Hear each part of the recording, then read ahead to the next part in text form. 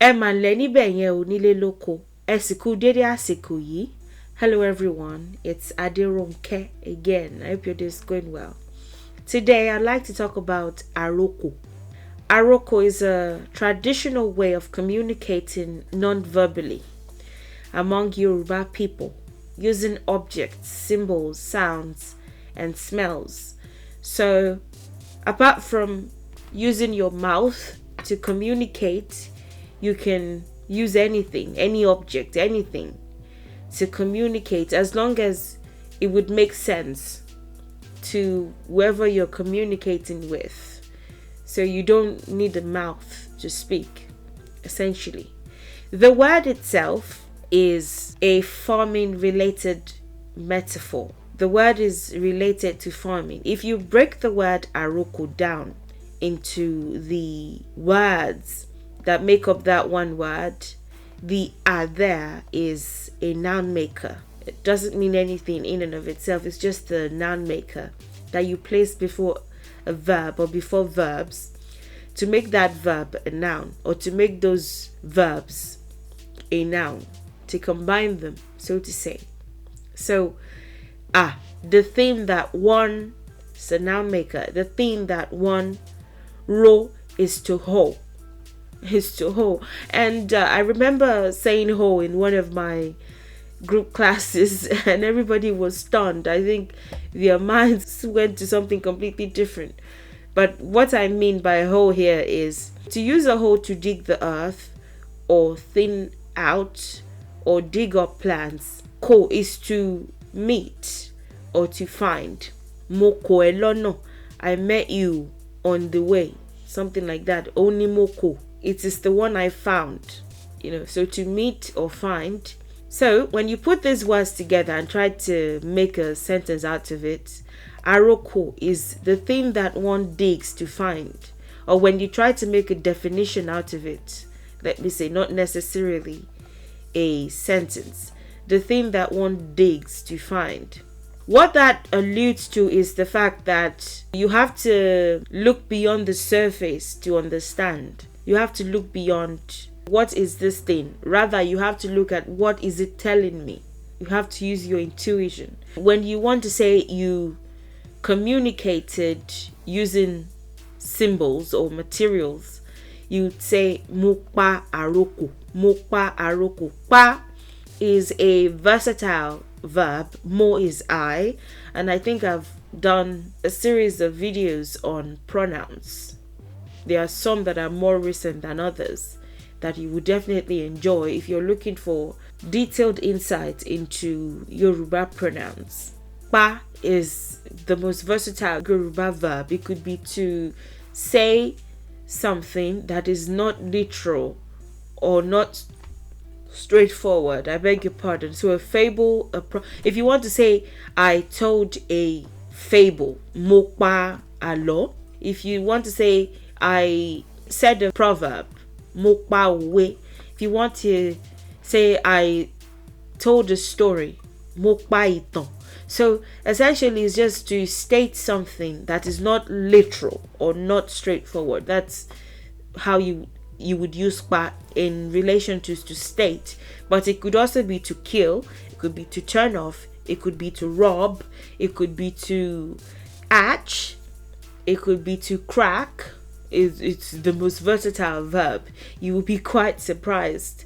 So mokpa aroko would be I communicated non-verbally, using materials, using symbols or signs or sounds or smells. So usually there would be a sender and a receiver. Almost every time there would be a sender of the message and there would be a receiver, so an encoder or a decoder. And that communication may or may not involve using a messenger. 40% of the time back in the day, you weren't necessarily sending somebody to deliver the message. You were communicating to everyone or to the people that it applied to yourself. For instance, if you tie a red cloth around a tree, you're communicating with a set of people that understand what that means, and I'll get there in other videos in this series. So you're not necessarily sending somebody to hold the red cloth, you're tying the red cloth around what you're referring to, so that anybody who passes by would understand. They may be people who understand what that means in that particular context, and it could be for every member of that community, but that red cloth means something and they would understand. So it may or may not involve using a messenger, and there would be a symbolic message. Sometimes it could be drumming. It's different because there's a way that you can drum up a sentence. When I did my video on tone marks, I mentioned that even in spiritual settings, it's the ancestors' voice box, everything still makes sense. It still feels like a regular sentence, except that the voice is not there. It's just those sounds, but it sounds like a voice. However, there's a way that you can drum up something really quick that would account for a longer interpretation. So in that case, you would be using sounds. Sometimes you would be using smells. You can send something that smells really good to somebody and they would know what you mean, and you can smell something really nasty to somebody and they would know what you mean.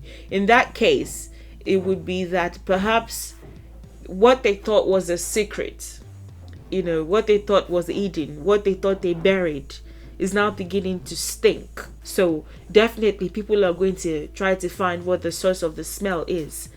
So that's one context where you use smells.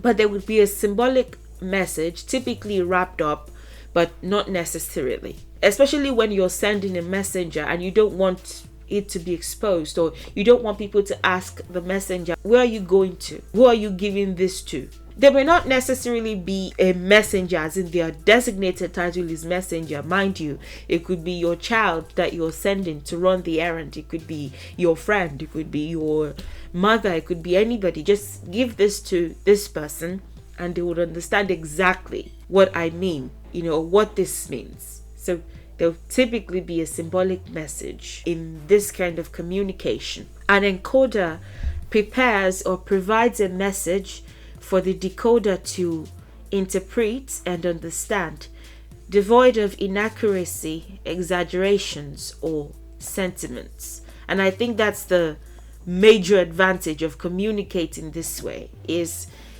especially in cases where you have a messenger that can be quite giddy, that is liable to distort the message or manipulate what you've said or what you intend to communicate, or lie or omit certain things by just telling them to give this particular item to somebody. The person would understand, devoid of, as a matter of fact, she even said you're a fool, and she even, you should have seen her face. All those exaggerations are not there. So it's practical. It doesn't mean that there was mistrust back in the day, or people felt that if they told somebody to say an exact sentence, they would say it completely differently. But you have to realize that the person who would be delivering the message would be using their own voice, their own tone, their own expression, which perhaps out of excitement or perhaps unconsciously, which may translate to something else to whoever the recipient is. So just giving them something practical for the other person to interpret saves you from all that, she even said this, she even said that, That talking too much thing is not always the most effective way of communicating. I think these days we like to see our own lips move a lot, but that wasn't how people were back in the day. Now we don't have a sense of boundary. This is what you shouldn't put on social media, and this is what you should put, and this is what you shouldn't say to somebody, and this is what you should say. The society rewards misbehaving with communication, and there are shows where people get paid a lot of money just for them to say a sentence and fight and be expressive and be, in an immature way. But that wasn't how things were. So the sender or recipient's personal effects reinforces the message's authenticity when necessary. If I am a Babalawo or Iyalawo. I may choose to call myself Babalawo. Doesn't matter. The word Baba has nothing to do with masculinity or femininity. I've broken it down. You have to now, because the world has become a lot more gender conscious.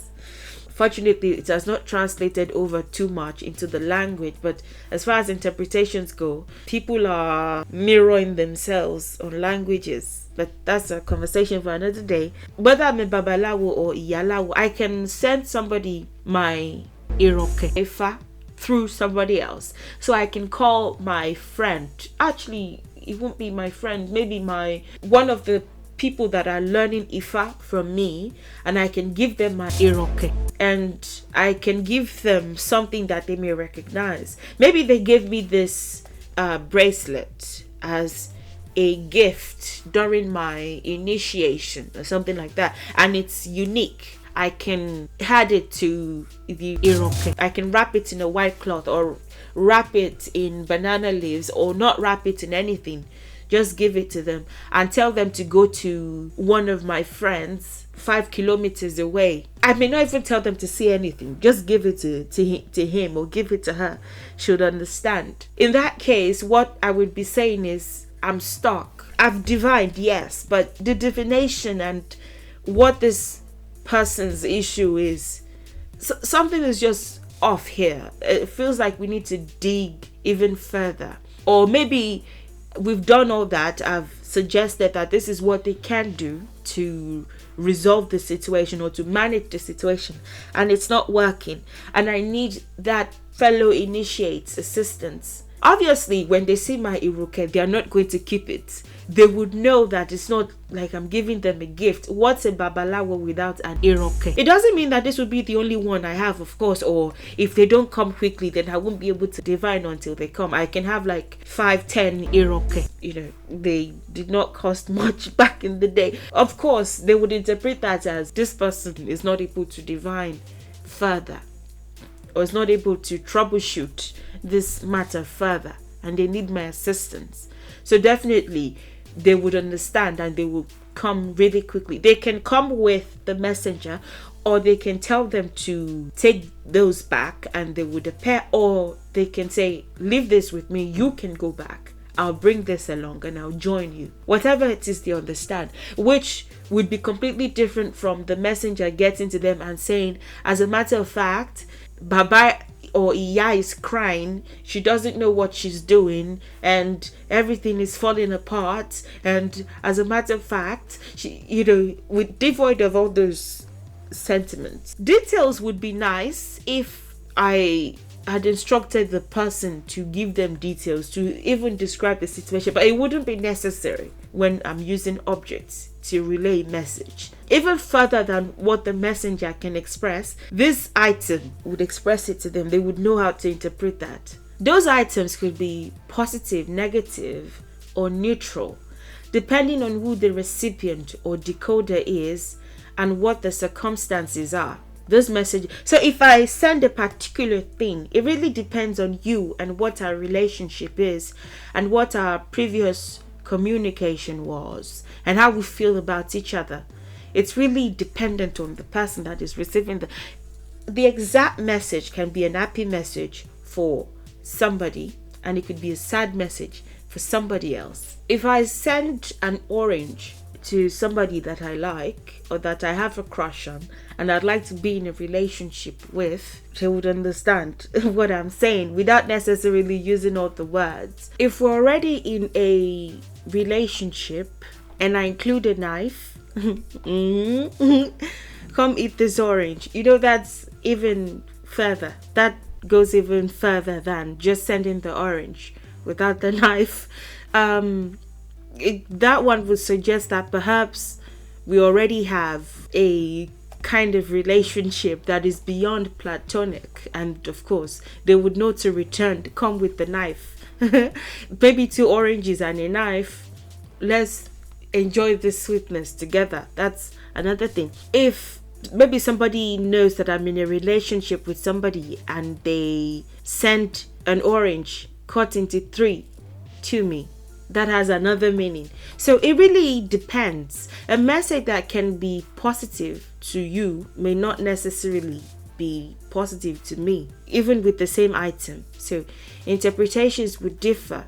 So needless to say, ancestors were highly intuitive, because any item can be customizable and changeable. It's not like there was a set rule somewhere and somebody said, oh, these are the only items that you can use for communication, and this is exactly how you must send it to somebody before it is acceptable, or anything like that. It really depends on the understanding that we have and the significance that that item has. It could be related to a proverb, it could be related to just the general relationship that we have and what we know about each other. It could be in relation to anything. So they were intuitive.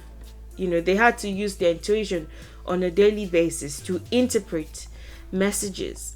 Why was this form of communication necessary? Many times because of distance or unavailability. If I'm in battle and say you're my wife, and I'm unable to communicate with you or be available to you, I can send somebody who's going back to the settlement to give you a particular item based on the relationship that we have, or even what is popular as far as nonverbal communication goes.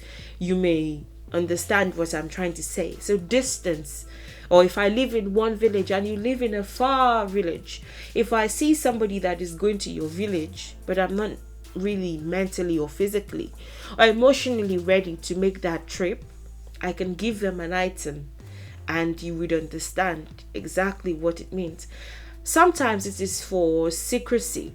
You can tell your messenger to tell somebody a particular set of words, but they are not initiated, or they're probably going to inform other people. So instead you just send a particular item and the other person understands. Many things are communicated better just by not communicating them verbally. Sometimes even the person who is delivering the message may be what the message is about. You're saying something about that person that has delivered the message, but they would know. Even if they open the package, the wrapped item on the way, they won't know what that means. They won't know that it's about them. It's customizable. So if you feel that something is too popular or they would understand, you can create something else that you're sure the other person would understand.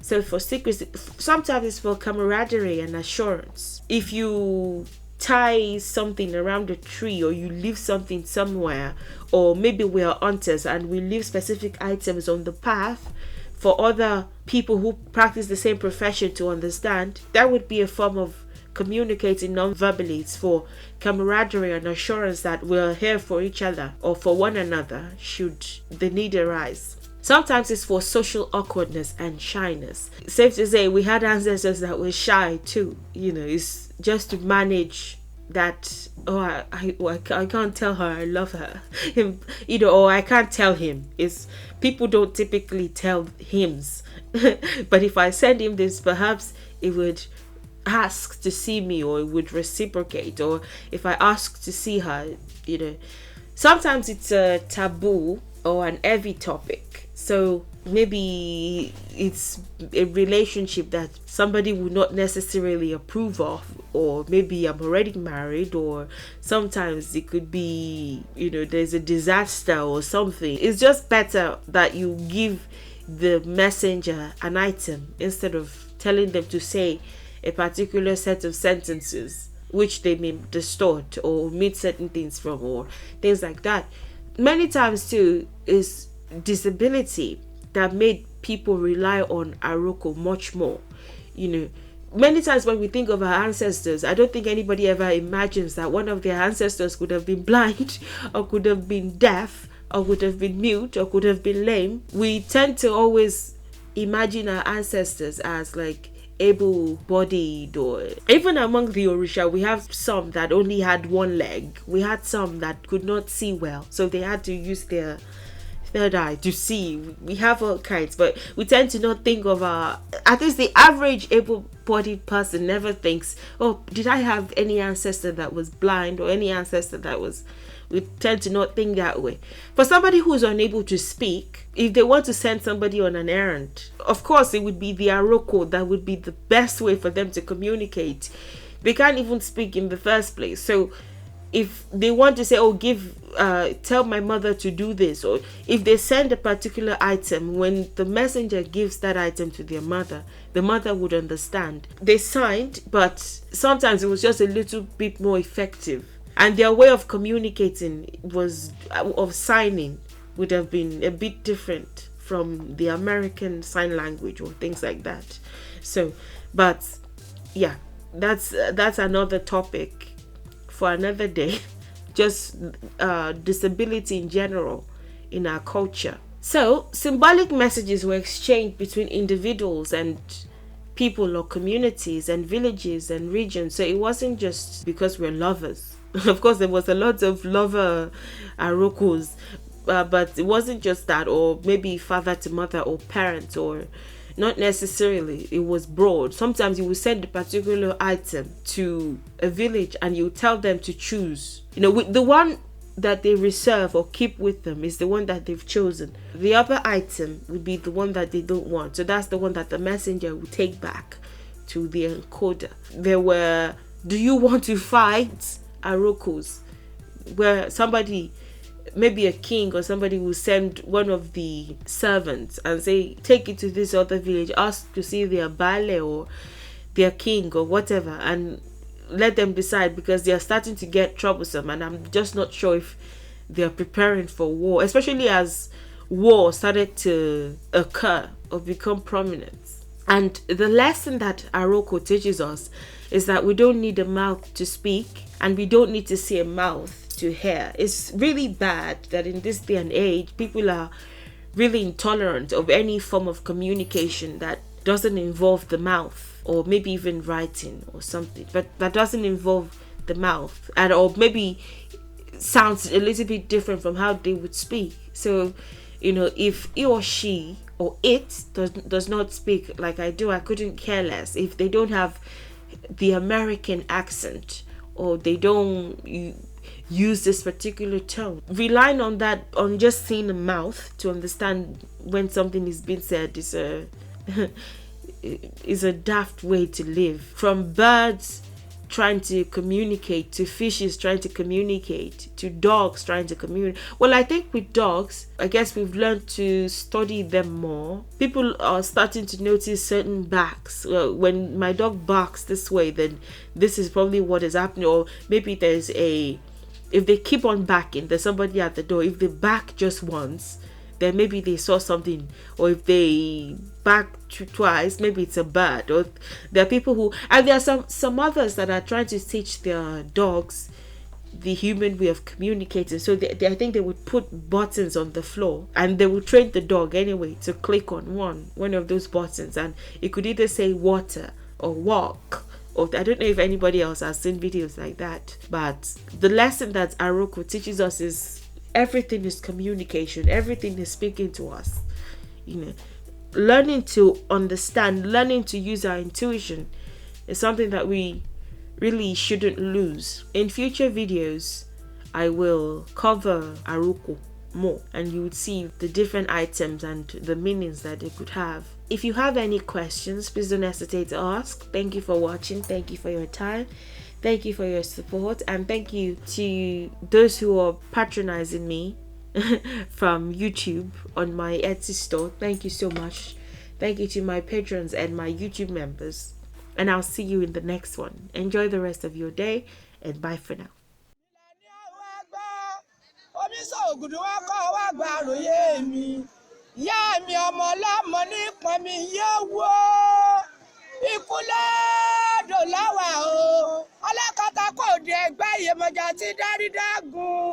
Àwa máa wúyà lápòdò odò tọ́lá kéré Iyemọja ará àbúò ará odò Yemi asọ̀fúngbàyò ọ̀rọ̀ nílé oníyàkú Iyemọja dòde ẹ̀pọ̀ ògùn èròrò iye mọ̀já ọba burú máa pa lẹ́yìn rẹ̀ arúgbó odò iye mi aṣọ fún báyò ọ̀rọ̀ nílé oníyà kú bàbá